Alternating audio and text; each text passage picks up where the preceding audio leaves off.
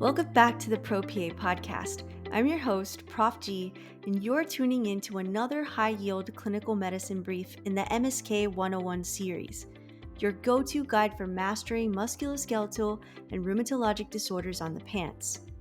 In this episode, we'll break down Polyarteritis Nodosa, or PAN, a medium vessel vasculitis with multi-system involvement that's not only high yield, but also life-threatening if missed. Let's dive in. Did you know that PAN was one of the first vasculitides to be described in medical literature?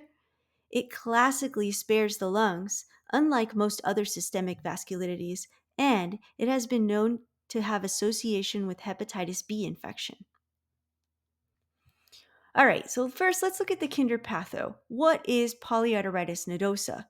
Well, PAN is a necrotizing vasculitis that affects medium-sized muscular arteries, leading to transmural inflammation and vessel wall weakening.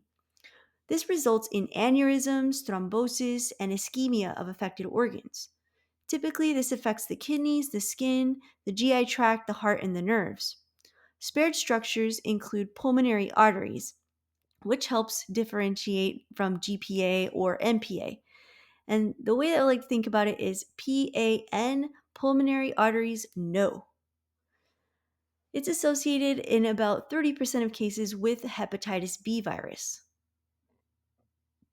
All right, so how do these present clinically? So, PAN is a multi-system presentation, which may include constitutional symptoms like fever, weight loss, or malaise.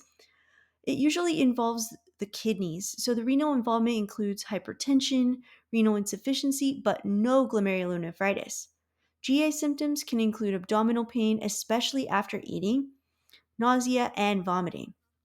Some neurological problems include mononeuritis multiplex, which is a painful asymmetric motor and sensory neuropathy. Skin, you can get rashes like alveolar reticularis or palpable purpura, nodules, or ulcers. Musculoskeletal, you can get myalgias and arthralgias.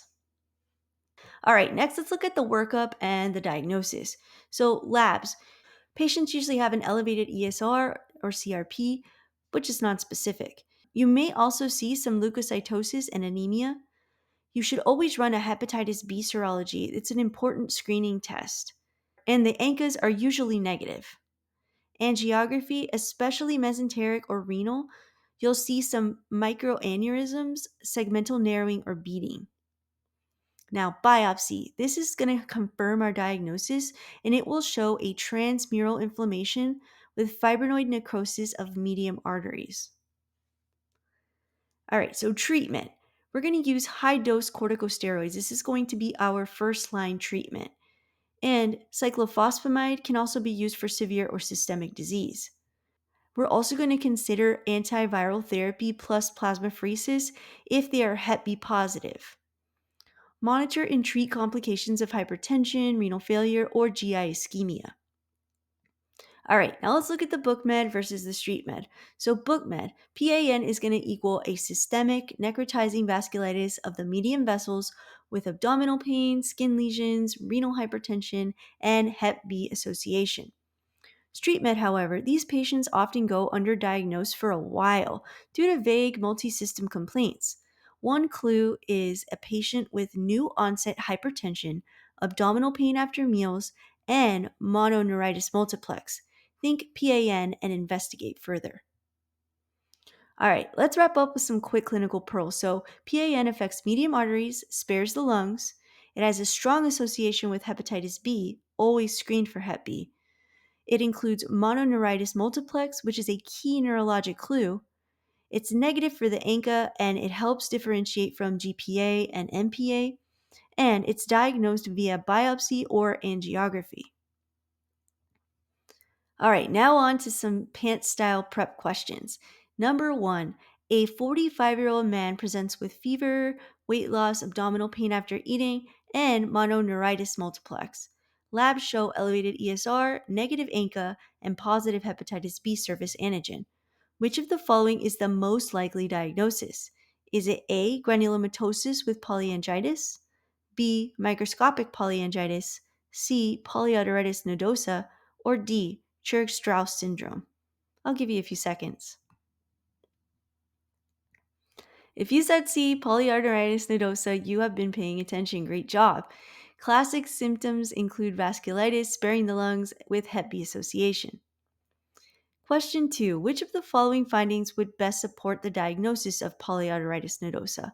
Is it A. Glomerulonephritis on biopsy, B. Positive C-ANCA, C. Microaneurysms on mesenteric angiography, or D. Bilateral pulmonary infiltrates? I'll give you a few seconds.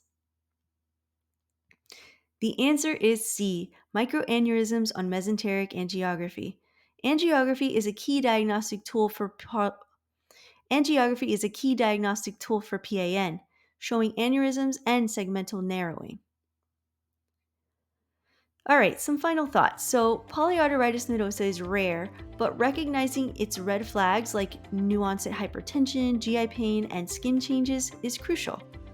Don't forget to check a Hep B and differentiate it from other vasculitides, including imaging and biopsy.